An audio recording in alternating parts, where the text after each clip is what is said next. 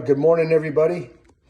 It is a Sunday here, and our project today is to remove the thermostat T connector and hose assembly inside the 2003 125. We're going to basically be doing a thermostat delete. This is the part number here from Motohose. Steve at Motohose has been a great source for making these amazing silicone hoses for all types of bikes and quads and street bikes and everything. So great guy. He's in South Carolina, Carolinas. Great guy. I've known him for a very long time back in the KTM talk days, and he's just always been a good source of getting these things. So we're gonna do this today, and let me show you where this thing is and why I think it's going to need to be replaced. That large plastic nut, this thing's having a hard time focusing, but is basically a thermostat inside the neck tube here. And it regulates the opening and closing of the thermostat based on engine temperature. I can't say for certain, but I'm pretty confident that these things may stick. There's some people been texting me and emailing me saying, hey, my bike's running hot all the time. I think that this thermostat in there may be sticking. And that, of course, reports back to the ECU, and I feel jacks with the fueling table. So we're going to basically remove this and install that nice, cool white Motohose here. It's pretty self-explanatory as to how this all happens. You will need, where is it? It's right here. A 30 millimeter socket to get that nut off. Very important, 6 point, 30 millimeter, 6 point. Don't ask me how I know this, but the 30 millimeter 12 point just spins and it drives you nuts and you think you're losing your mind, but it's a 6 point. So we're gonna basically unscrew that, and you'll see I'll lay it out on the bench when I finally get it out. It shouldn't take that long. And we'll just do a quick examination of that, and just so you see what I'm seeing. And yeah, we're gonna do this one step at a time. I'm on my own today with the camera, so this will probably be a spliced up video, but nonetheless, I wanted to just tell you what I'm up to and why. And here we go. All right, so that was very, very simple. You basically just put the 30 millimeter 6 point socket on the bottom of this coupling here and unscrew it.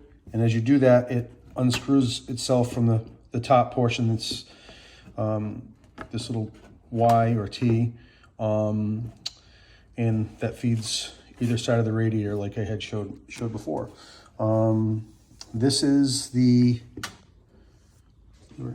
that's the part number, and as you can see, it says 55 degrees Celsius with a C, which is 130-ish, 131, I think, degrees. So basically, way down inside here, I don't know if you can see that.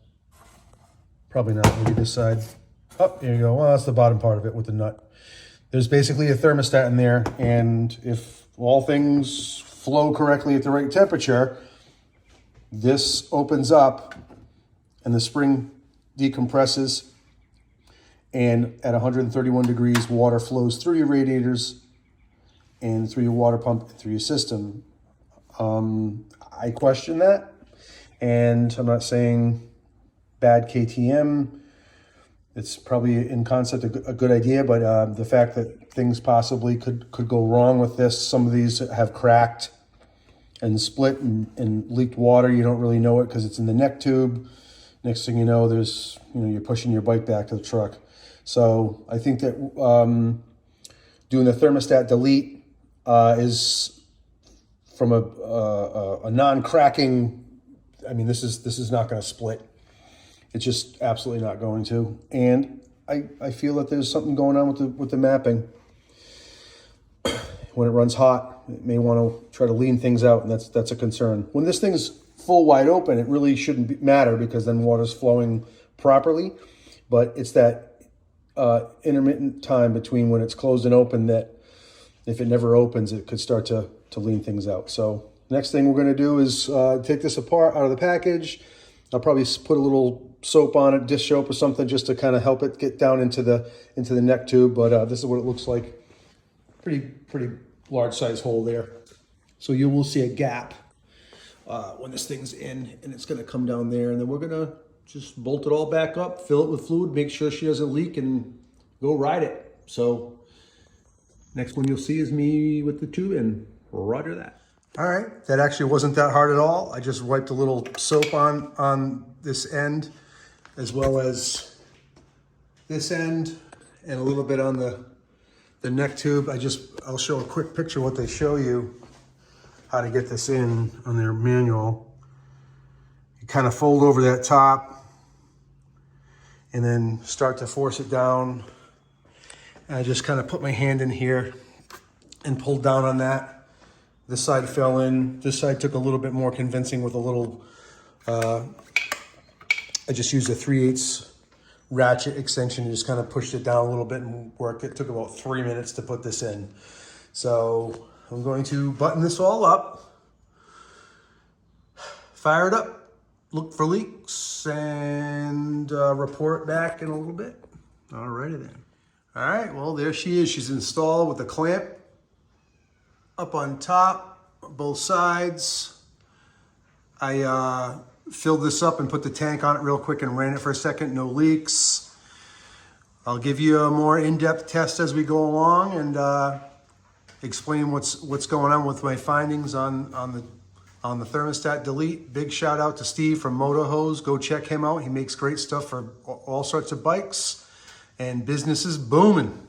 So hope everybody has a great Sunday, and I for sure will let you know what's going on. I got a feeling this is really going to solve some small problems with in little iterations of the mapping differences and stuff with the thermostat delete. Motohose. Go check them out. Appreciate y'all. God bless.